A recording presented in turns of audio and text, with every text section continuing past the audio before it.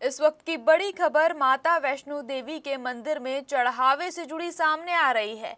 जी हां, वैष्णो देवी मंदिर में चढ़ावे की गिनती हाथों से नहीं होगी। जी हां, माता वैष्णो देवी के दरबार में आने वाले श्रद्धालुओं के चढ़ावे को गिनने का तरीका पूरी तरह से बदलने जा रहा है। आपको बता दें कि जम्मू कश्मीर के उपराज्यपाल और श्री माता वैष्णो देवी श्राइन बोर्ड के चेयरमैन मनोज सिन्हा ने ये बड़ा ऐलान किया है।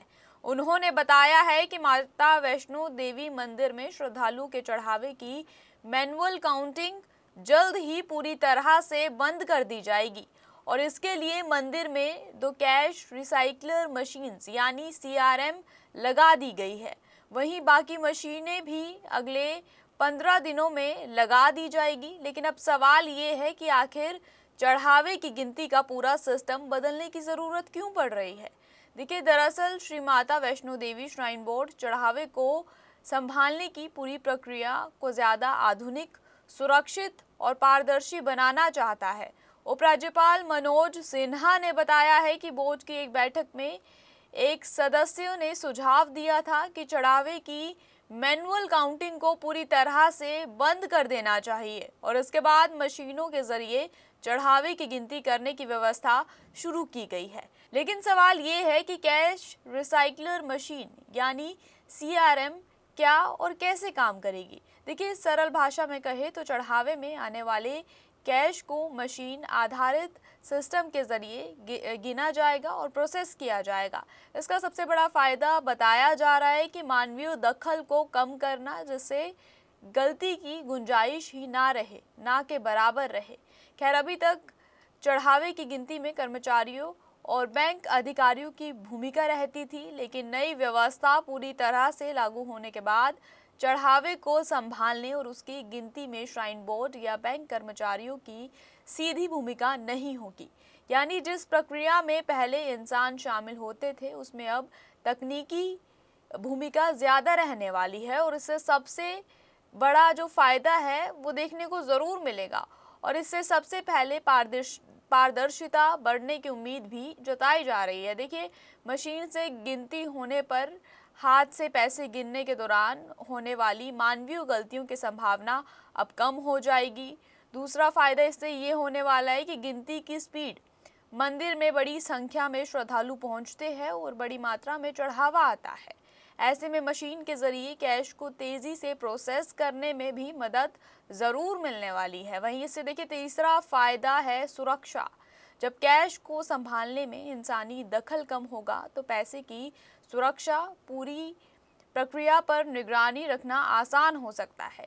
इसके अलावा मशीन आधारित सिस्टम से रिकॉर्ड और हिसाब भी आसान रहेगा। किताब को ज़्यादा व्यवस्थित रखने में भी मदद मिलने की उम्मीद है।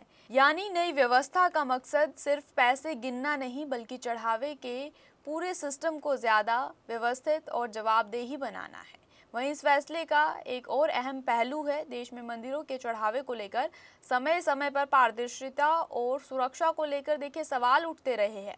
इसी बीच अयोध्या के राम मंदिर में चढ़ावे की गिनती से जुड़े कर्मचारियों पर कथित चोरी के विवाद के बाद ये मुद्दा भी चर्चा में ज़रूर आया था। हालांकि वैष्णो देवी श्राइन बोर्ड की नई व्यवस्था का मुख्य उद्देश्य चढ़ावे के प्रबंधन में तकनीक का इस्तेमाल बढ़ाना और इंसानी दखल कम करना बताया जा रहा है।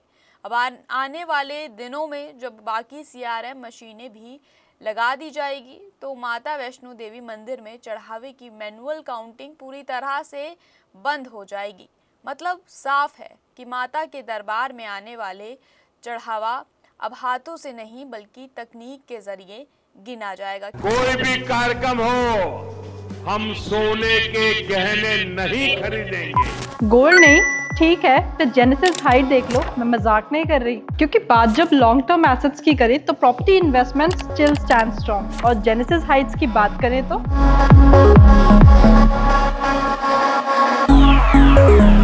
this is a 10.5 acre development with 486 residences only and a 38,000 square feet clubhouse और premium lifestyle amenities। अब गोल्ड लेना है या नहीं, वो आपकी चॉइस है। तो अगर प्रॉपर्टी देख रहे हो तो जेनेसिस हाइट्स को देखना बनता है। खैर, इस खबर पर अगर कोई और अपडेट सामने आती है तो हम आपके साथ साझा जरूर करेंगे। इसी के साथ हमारा चैनल आपके साथ वादा करता है कि निष्पक्षता के साथ पत्रकारिता करेगा। हमारे चैनल का कोई भी पत्रकार ना ही किसी से कोई तोहफा लेगा, इश्तिहार लेगा और ना ही किसी को ब्लैकमेल करेगा। वहीं हमारे चैनल का मकसद है लोकतंत्र के चौथे स्तंभ को मजबूत करना। ऐसी ही नई और ताज़ा खबरों को देखने के लिए जुड़े रहिए हमारे साथ, देखते रहिए day to day news Bharat और हमारे चैनल को लाइक, शेयर और सब्सक्राइब करना ना भूलें।